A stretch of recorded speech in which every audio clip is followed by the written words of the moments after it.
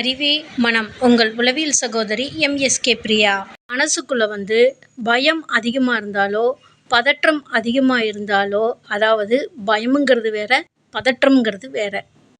பயம் அப்படிங்கிறது ஒன்றை பற்றிய அச்சம். பதற்றம் அப்படிங்கிறது இந்த பிரச்சனைகளினால் ஏற்படக்கூடிய இதய துடிப்பு அதிகமாகிறதோட விளைவு. அச்சம் அதிகமாயிடுச்சுன்னா உடம்பு ஜுவ்வுன்னு ஆயிரும். ஒரு மாதிரி படபடப்பாக இருக்கும். உள்ளுக்குள்ளே வேர்க்கிற மாதிரி இருக்கும். ஒரு படபடன்னே மனசுக்குள்ளே அடிச்சிட்ருக்கும். துக்கம் தொண்டை அடைக்குதுன்னு சொல்லுவாங்க. அந்த மாதிரி ஏதோ ஒன்று பிடிச்சி அழுத்துற மாதிரி இருக்கும். அழுகை அடக்கி வச்சிருக்கிற மாதிரி இருக்கும். இதுவே பதற்றம் ஆயிடுச்சுன்னா கைகால் நடுங்கும், வேர்க்கும், ஒரு இடத்துல இருக்க முடியாது, ரெஸ்ட்லெஸ்ஸாக இருப்போம். அடிக்கடி மோஷன் யூரின் வந்துகிட்டே இருக்கும். வாமிட்டிங் சென்சேஷன் வந்துட்டுருக்கும். உங்களுக்கு அச்சம் அதிகமாயிடுச்சுன்னா அந்த சூழ்நிலையில் உங்களோட சிந்தனைகள் பார்த்திங்கன்னா, நடந்த நிகழ்வு இப்படியெல்லாம் ஏமாந்துட்டோங்கிறது அதிகமாக மைண்டில் ஓடிக்கிட்டே இருக்கும். இன்னொன்று, ஏன் இப்படியெல்லாம் நடந்துச்சுன்னு சொல்லி ஓடும். அது மட்டும் இல்லாமல் அந்த நிலையில் உங்கள் உடம்புக்கு ஏதாவது பாதிப்பு வந்துருமோ, இதனால் நம் குடும்பத்தில் அனைவருக்கும் பாதிப்பு ஏற்பட்டுருமோன்னு அந்த நிலைக்கு போகிறப்ப தான் அந்த குளிர்ந்த நிலைங்கிறது உங்கள் உடம்புல அதிகமாயிட்டே வரும்.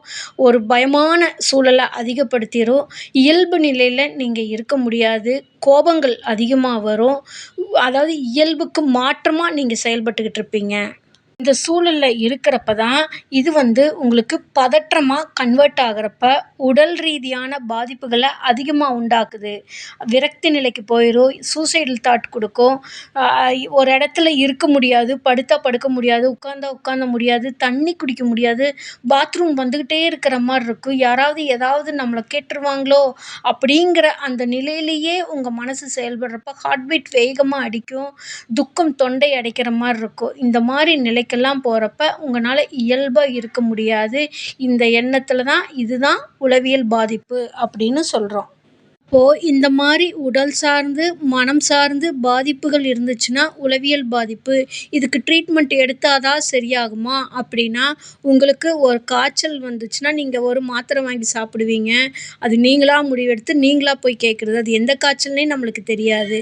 ஆனால் ஒரு ப்ரொஃபஷனல் ஒரு டாக்டரை போய் பார்க்குறோம், ஒரு மருந்து வாங்கி எடுத்துக்கிறோம், அதுக்கான ஒரு மறு உந்து எடுத்துக்கிறோம், சரியாகுது. அதே மாதிரி உங்கள் மனசில் சிந்தனையில் எண்ணத்தில் செயல்படுறப்ப செயல் தடைகள் உண்டாகுது, வளர்ச்சி கொடுக்கல, இந்த மாதிரி உடல் சார்ந்து மனம் சார்ந்து பாதிப்புகளை கொடுக்குதுன்னா இதுக்கான உளவியல் ரீதியான நிபுணர்களை அணுகி அதற்கான உங்கள் மனதின் அறிவின் பதிவில் ஏற்பட்ட பதிவை மறுசீரமைக்க தான் உளவியல் வழிகாட்டுதல் சிகிச்சைன்னு சொல்கிறோம். இது மருந்து மாத்திரையினால் மாற்ற முடியாது. அதாவது ஏடிஎம் மெத்தடு எங்களோடது. No advice, no tutorial, no medicine. மருந்துனால எண்ணத்தை சிந்தனையை மாற்ற முடியாது.